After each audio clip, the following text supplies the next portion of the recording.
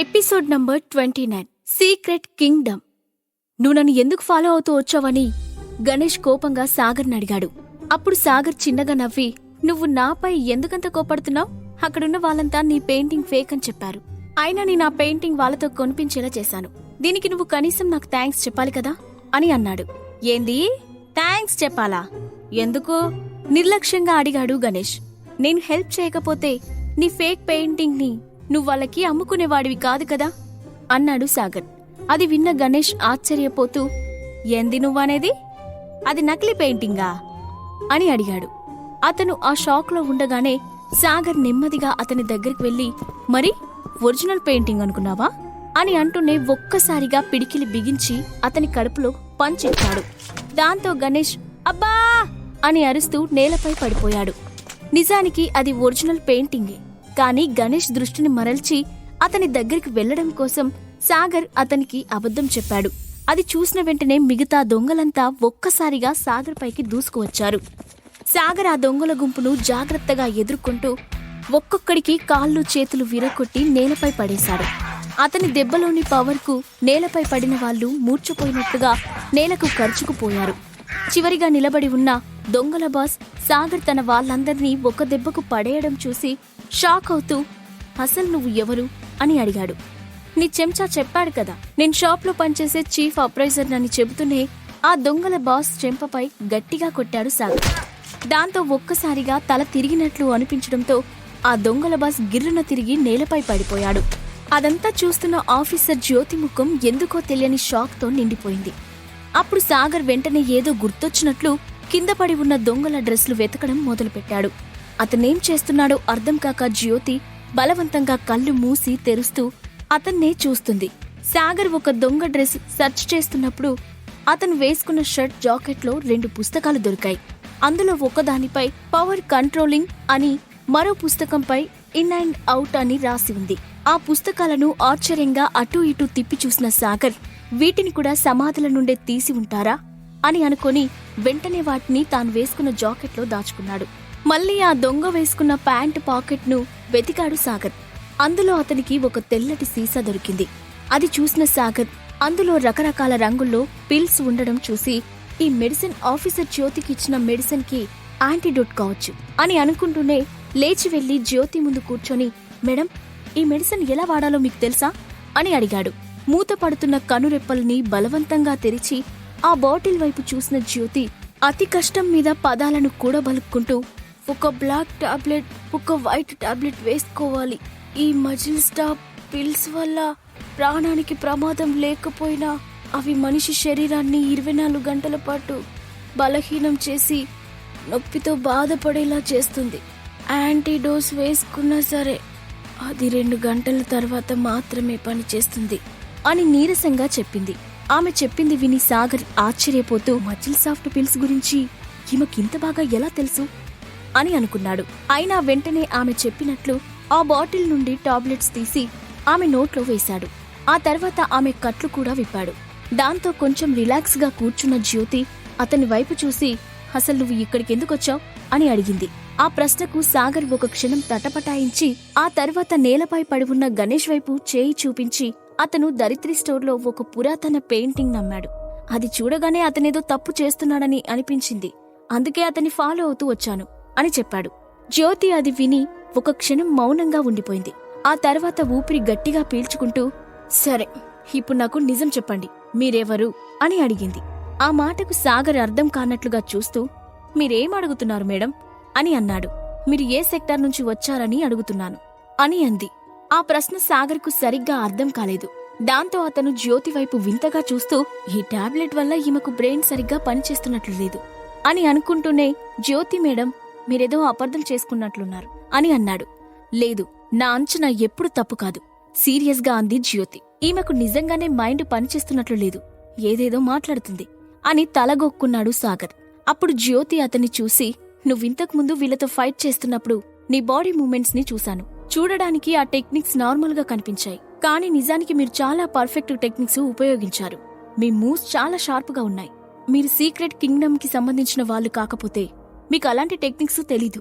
వాళ్ళనంత ఈజీగా పడగొట్టే వాళ్ళు కూడా కాదు అని అంది. ఆమె మాటలు సాగర్కు కొంచెం కూడా అర్థం కాకపోవడంతో అతను చిన్నగా నవ్వి, మేడం, మీరు సినిమాలు ఎక్కువగా చూడటం, స్టోరీస్ ఎక్కువగా చదవడం చేస్తుంటారు కదా అని అడిగాడు. ఆ మాటకు జ్యోతి అతన్ని సీరియస్గా చూస్తూ, మీరు ఇంకా ఇన్నోసెంట్గా నటించాలని ట్రై చేయకండి సాగర్ గారు. అయినా బయట వ్యక్తుల ముందు మార్షల్ ఆర్ట్స్ ప్రయోగించకూడదని మీ సెక్టార్లో రూల్ లేదా అని అడిగింది. అది విని సాగర్ అయోమయంగా చూస్తూ, మేడం, మీరు నిజంగా పొరపాటు పడుతున్నారని అనిపిస్తుంది. నేను కొన్ని సంవత్సరాల క్రితం టైక్వాండో ప్రాక్టీస్ చేశాను. అందుకే నా మూమెంట్స్ అలా ఉండి ఉండొచ్చు. అంతే తప్ప మీరేం మాట్లాడుతున్నారో నిజంగా నాకు అర్థం కావడం లేదు అని సీరియస్గా చెప్పాడు. అది విని జ్యోతి ముఖం చిట్లించి, అంటే నేను నిజంగానే పొరపాటు పడ్డానా అని మెల్లగా తనలో తానే గొనుక్కుంది. ఆమె ముఖం చూసి సాగర్కి ఆమె ఏం ఆలోచిస్తుందో తెలుసుకోవాలని కుతూహలం కలిగింది. దాంతో అతను నెమ్మదిగా, మేడం, మీరింతకుముందు ఏవేవో చెప్పారు కదా, అసలు ఆ సీక్రెట్ కింగ్డమ్ అంటే ఏంటి? దాని గురించి నేను తెలుసుకోవచ్చా అని అడిగాడు.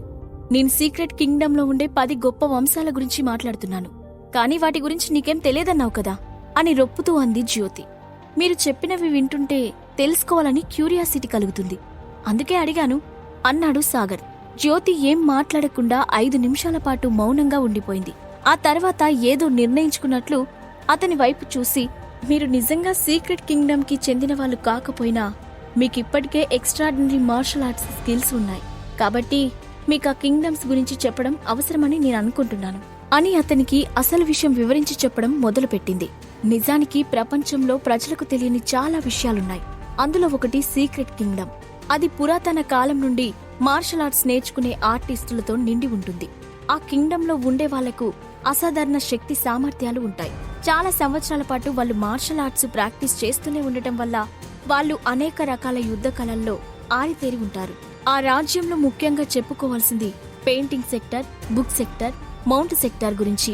వీటితో పాటు అక్కడ మరికొన్ని సెక్టార్లు కూడా ఉంటాయి. అయితే కాలక్రమంలో ఈ సీక్రెట్ కింగ్డమ్ అంతరించిపోతూ వస్తుంది. అందువల్ల తమ రాజ్యంలో ఉన్న ప్రజలు కూడా క్రమంగా మామూలు మనుషుల్లా మారిపోతారని అనుకున్న సీక్రెట్ కింగ్డమ్ పూర్వీకులు వాళ్లలో కొన్ని వర్గాల వాళ్లను సీక్రెట్ గా దాచి ఉంచాలని నిర్ణయించుకున్నారు. అలాంటి వాళ్ళు చాలా మంది స్పెషల్ జోన్స్ లో మాత్రమే నివసిస్తూ ఉంటారు. వాళ్లకు అసాధారణమైన సామర్థ్యాలుంటాయి. అందువల్ల వాళ్ళంతా తమ స్కిల్స్ ను మామూలుగా మనుషుల ముందు చూపించకూడదని సీక్రెట్ కింగ్డమ్ లో ఒక ఐరన్ రూల్ ఉంది. అలాగే వాళ్ళందర్నీ సీక్రెట్ కింగ్డమ్ కు సంబంధించిన ఎన్ఫోర్స్మెంట్ టీం ఒక కంట గమనిస్తూనే ఉంటుంది. ఒకవేళ ఈ రూల్ ని ఎవరైనా పాటించకపోతే ఆ ఎన్ఫోర్స్మెంట్ టీం వాళ్ళు కఠినంగా శిక్షిస్తారు అని చెప్పింది. ఆమె చెప్పిందంతా విన్న సాగర్ ఒకసారి గట్టిగా ఊపిరి పీల్చుకొని, మేడం, మీరు నాతో ఏదైనా జోక్ చేస్తున్నారా అని అనుమానంగా అడిగాడు. నేనింత సీరియస్ గా విషయం చెప్తుంటే మీకు జోక్ చేస్తున్నట్లు కనిపిస్తుందా సాగర్ అని కోపంగా అని మళ్ళీ వెంటనే సర్దుకుంటూ, అయినా ఇందులో మీ తప్పు లేదులే. ఈ విషయం మోస్ట్ పవర్ఫుల్ పీపుల్ కి మాత్రమే తెలిసిన రహస్యం. కాబట్టి మీరు దాన్ని నమ్మకపోవడంలో ఆశ్చర్యం లేదు అని అంది జ్యోతి. అంటే మీరు కూడా ఆ సీక్రెట్ కింగ్డమ్ కి సంబంధించిన వాళ్ళేనా నవ్వుతూ అడిగాడు సాగర్.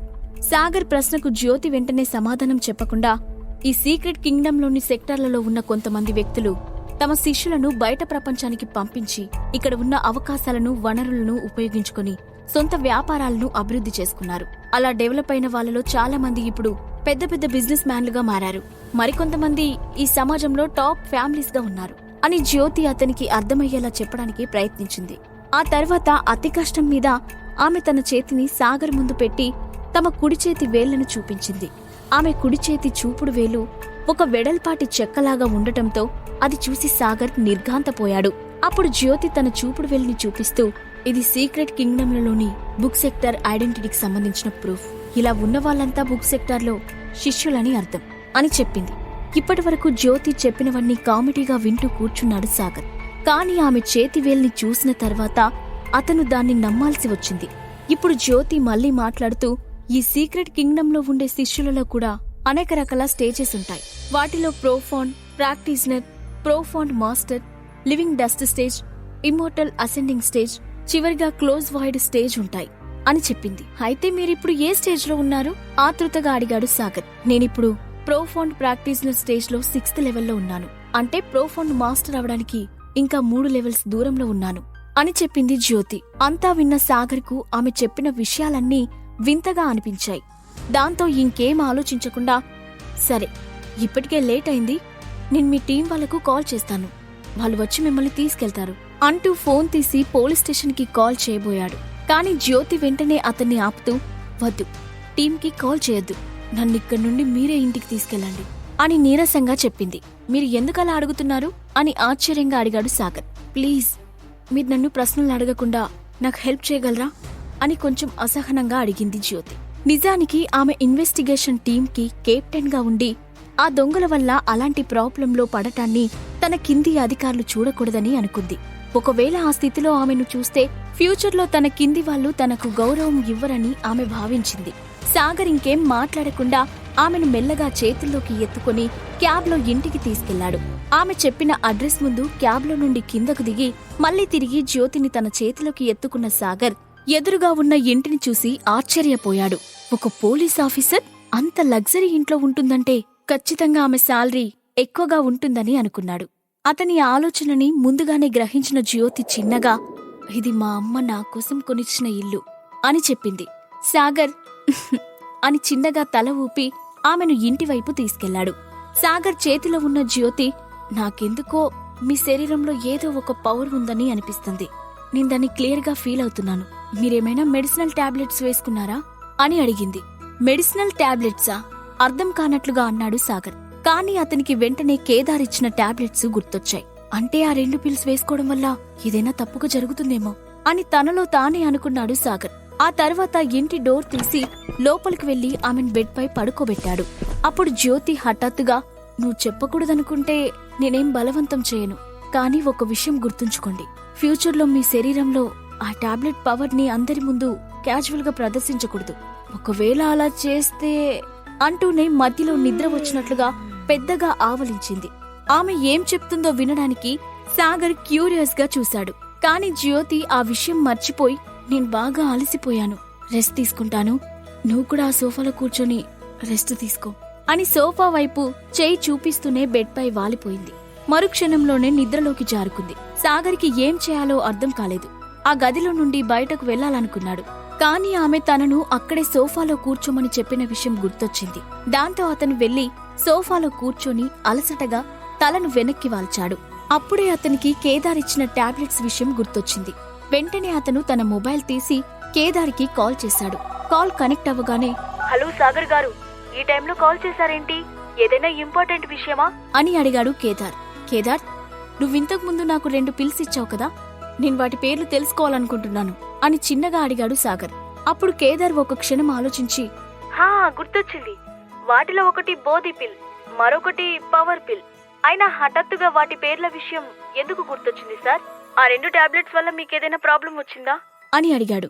ఏం లేదు, నేను బానే ఉన్నాను, క్యాజువల్ గా తెలుసుకోవాలనిపించి అడిగాను. సరే, ఇక ఉంటాను అని చెప్పి ఫోన్ కట్ చేశాడు సాగర్.